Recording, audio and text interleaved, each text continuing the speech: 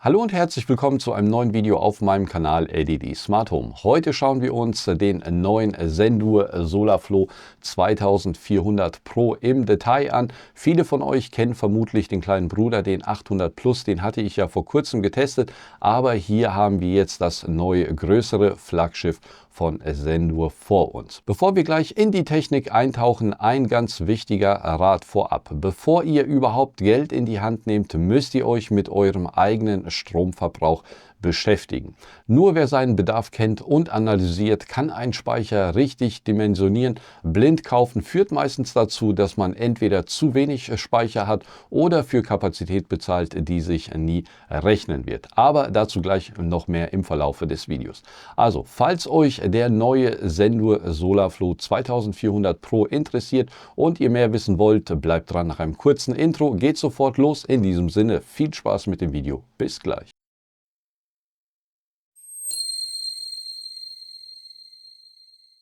Schön, dass ihr dran geblieben seid. Bevor ich loslege, Sendur hat mir das Gerät zum Testen zur Verfügung gestellt, aber sie haben keine Bedingungen gestellt oder sonst irgendwie Einfluss auf dieses Video genommen. So viel mal dazu. Das hier ist also der neue Sendur Solarflow 2400 Pro von Sendur.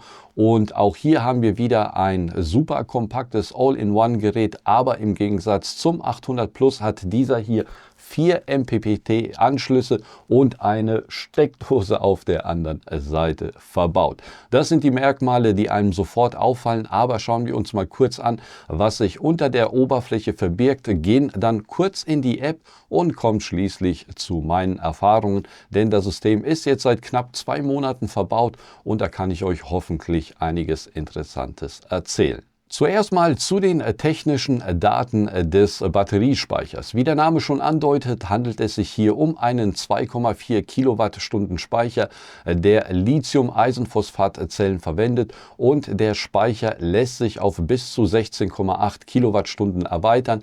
Wichtig dabei ist, dass man auch die alten Akkus der AB-Serie verwenden kann, auch wenn Sendur damit nicht unbedingt offiziell wirbt. Aber prinzipiell ist es möglich, die alten Batterien oder die alten Speicher zu verwenden. Wie vorhin erwähnt, sind 4 MPPT-Tracker hier verbaut, an die man Module mit bis zu 750 Watt Peak anschließen kann, allerdings mit einer kleinen Einschränkung, zu der ich gleich auch nochmal was sage. Dann unterstützt das System natürlich auch noch bidirektionales Laden von bis zu 2400 Watt und in diesem Zusammenhang Sendur unterstützt auch noch eine ganze Reihe von dynamischen Stromtarifen und was ganz neu ist, Sendur bietet auch einen eigenen dynamischen Stromtarif namens Zenwave an. Einige Rahmenbedingungen blende ich euch hier mal ein. Da ich aber keine Erfahrung damit gemacht habe, kann ich euch dazu leider auch nicht wirklich mehr sagen, außer euch das einblenden, was ihr hier seht. Zu der Steckdose hier an der Seite sei auch nochmal gesagt, dass sie maximal 2000 oder dass man sie mit maximal 2400 Watt belasten kann. Falls man sie stärker belastet, muss man keine Angst haben. Es geht nichts kaputt, sondern das System schaltet die Steckdose rechtzeitig aus und dann kann man sie ganz einfach wieder einschalten. Dann verfügt das System natürlich auch noch über ein integriertes Brandschutzsystem namens Zenguard, das dafür sorgt, dass kein Brand entsteht. Die Funktionsweise ist grob wie folgt. Wir haben da einmal das BMS, das den Speicher permanent überwacht und bei Bedarf ausschaltet oder irgendwelche anderen Gegenmaßnahmen trifft, damit nichts passiert. Und falls das alles nicht hilft, ist im Inneren nochmal ein Kondensat-Aerosol-Feuerlöschsystem verbaut, das auslöst, wenn im Inneren eine Temperatur von in etwa 170 Grad erkannt wird. Dann wird nämlich das Aerosol freigesetzt und das dämmt dann den Brand ein bzw. dient auch nochmal gleichzeitig zur Kühlung und so soll verhindert werden, dass sich der Brand ausweitet oder im besten Fall, dass er überhaupt nicht erst entsteht. Getestet habe ich das natürlich nicht und ich hoffe, dass es auch bei keinem von euch jemals zum Einsatz kommen wird. Dann ist das System natürlich auch noch mit IP65 zertifiziert, was aber nicht heißt, dass man das System oder den Batteriespeicher direkter Sonneneinstrahlung oder strömendem Regen oder Schnee aussetzen sollte. Möglich ist es zwar, aber man sollte das Ganze, soweit es geht, vermeiden. Ich habe mir da so eine Art Hunderhütte für den Speicher gebaut, da unser Balkon nicht überdacht ist. Wie das Ganze aktuell aussieht, blende ich euch hier mal ein. Das ist noch nicht fertig, aber einfach nur, damit ihr mal eine Vorstellung habt, wie das aussehen könnte. Und zu guter Letzt ist das System oder sind so gut wie alle Batteriespeicher von Sendur Smart Home fähig. Das heißt Home Assistant, I/O Broker und MQTT fähig.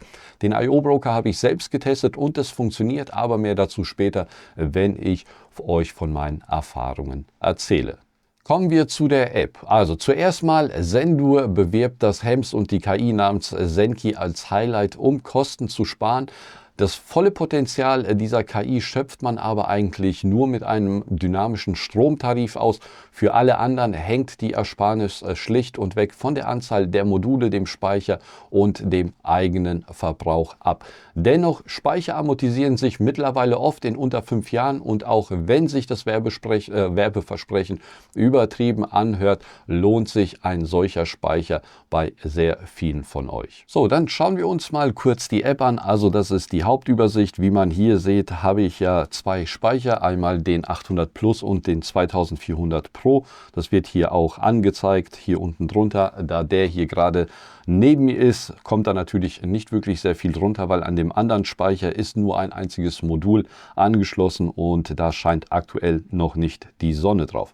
Was wir haben, also wir haben zum einen die Off-Grid-Steckdose, die hier an dem Gerät ist. Dann wird einem angezeigt, was von den Solarmodulen runterkommt und dann, was im Haus benötigt wird an Strom. Aktuell ist das Ganze im Grundlastmodus, deswegen wird hier nichts weiter angezeigt. Ich habe das Ganze auch einige Wochen mit dem Sendur Messgerät, dem 3CT betrieben und auch mal mit dem Shelly 3EM. Unterschiede in der Messung konnte ich dabei nicht feststellen. Die funktionieren beide ohne Probleme. Aber da ich gerade meine Unterverteilung etwas aufräume und neu verdrahte, musste ich beide deaktivieren. Aber wie gesagt, Unterschiede konnte ich nicht wirklich feststellen in der Reaktionszeit. Das Einzige, was mir aufgefallen ist, ist, dass der Sendur Stromzähler 2 TE-Einheiten Platz benötigt und der Shelly 3EM halt nur eine. Okay, so viel dazu. Gucken wir uns weiter die App an. Also hier Grundlastmodus, wenn ihr da draufklickt, könnt ihr einstellen zwischen Zenki, also dieser Sendur KI Automatikmodus, und dann gibt es hier nochmal Modus für Stromzähler, Steckdosen, Grundlastmodus und Stromtarif bei diesen Steckdosen. Dort werden die ganzen Shelly-Produkte unterstützt. Können wir mal kurz draufklicken und Geräte hinzufügen. Mal gucken, ob wir auf die Schnelle irgendwas finden. Also da sind einmal diese Sendur-Steckdosen und dann gibt es halt noch einige von Shelly, die unterstützt werden, die Smart Plugs. Ansonsten hier unten sieht man den Verlauf der letzten Tage an. Also so sah es zum Beispiel bei mir aus. Hier war richtig schön viel Sonne, deswegen kam auch einiges runter. Ansonsten, was gibt es noch in der App? Hier oben auf dem Zahnrad, hier könnt ihr den Energieplan einstellen. Das ist das, was wir gerade eben gesehen haben. Dann bei Laststeuerung, damit habe ich nie rumexperimentiert. Strompreis auch nicht. Dann Strategie der Lastverteilung. Hier sieht man aktuell nur, was möglich ist und kann auch einstellen, ob überschüssiger Strom ins Netz eingespeist wird oder nicht. Dann Sicherheitseinstellungen, nationale Standards und so weiter brauchen wir nicht. Basislast- und Ladeeinstellungen, hier ist nochmal, da kann man einstellen, wie das Ganze im Grundlastmodus zeitabhängig gesteuert werden soll. Und dann Systemstandort und Akkueinstellung. Bei Akkueinstellung kann man noch einstellen, wie stark der entladen werden soll oder wie stark der geladen werden soll. Und ansonsten diese Laborfunktion ist, weil 2 Geräte im Haushalt verfügbar sind und dann gibt es hier noch so einen Beta-Status, wo das System probiert, das Ganze etwas zu optimieren, wenn der intelligente Stromzähler angeschlossen ist. Ansonsten die App, es gibt viele Möglichkeiten, was man einstellen kann, und wenn ihr zum Beispiel das Ganze über den I/O Broker oder per MQTT steuern wollt, dann geht ihr hier auf das Gerät, klickt auf das Gerät drauf, dann müsst ihr das Ganze vom HEMS trennen, denn nur dann ist diese MQTT-Funktion verfügbar. Geht hier aufs Zahnrad und dann könnt ihr hier MQTT aktivieren und das Ganze dann steuern. Das heißt, für alle Smart Home Nutzer, das System unterstützt MQTT. Ich konnte zwar die Daten aktuell schon auslesen, aber um das Gerät lokal zu nutzen, müsst ihr, wie hier gezeigt, zuerst mal HEMS deaktivieren und dann könnt ihr MQTT aktivieren und dann lässt sich das Ganze lokal steuern.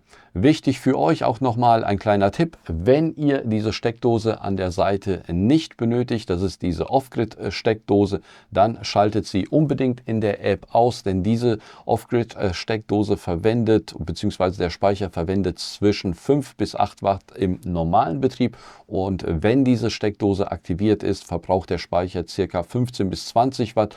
Das ist nicht viel, aber das summiert sich übers Jahr auf etliche Kilowattstunden, die ihr dann einfach verschenkt. Das heißt, solltet ihr die Steckdose nicht benötigen, einfach deaktivieren. Kommen wir zu meinen Erfahrungen. Also, das Gerät macht, was es soll. Es speichert Strom und gibt den Strom dann auch wieder ab.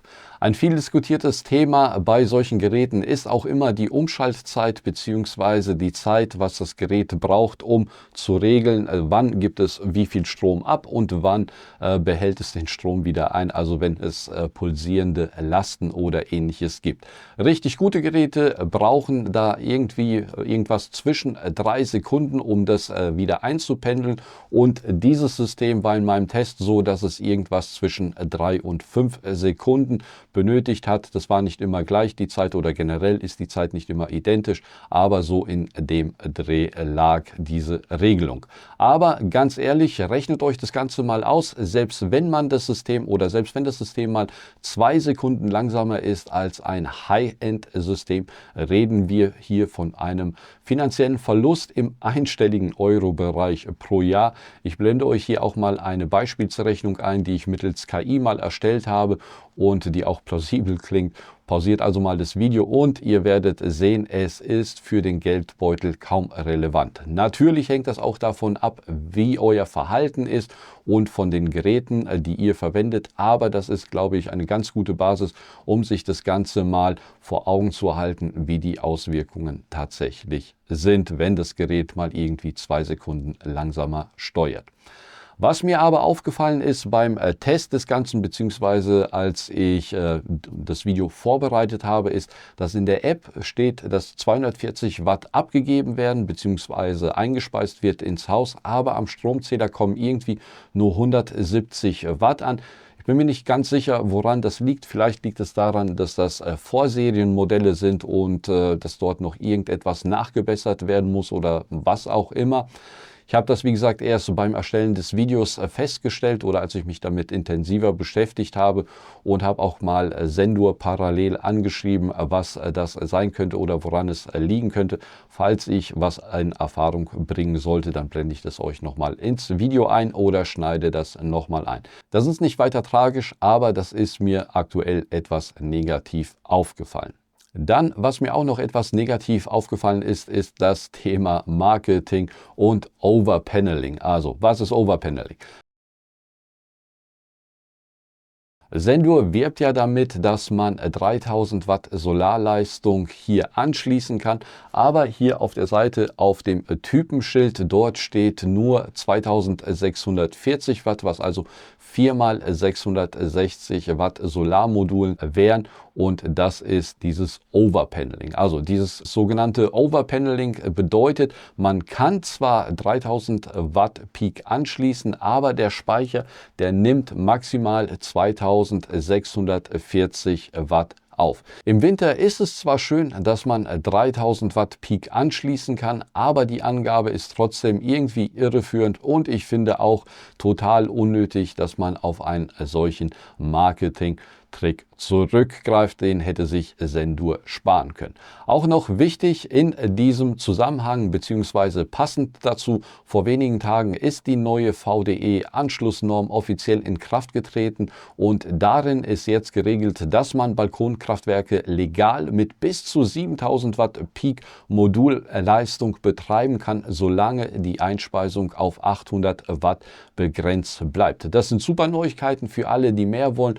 So, dann dann kommen wir jetzt zu dem Preis und zu meinem abschließenden Fazit. Also die UVP für dieses Gerät liegt aktuell bei 1.199 €. Aktuell wird er oft für 999 € angeboten. Das ist nicht gerade wenig, wenn man das System mit dem 800 Plus vergleicht. Auch wenn wir hier 4 MPPT-Tracker haben, eine Steckdose und 2400 bzw. 2,4 Kilowattstunden haben, ist der Preis meiner Meinung nach immer noch etwas zu hoch angesetzt.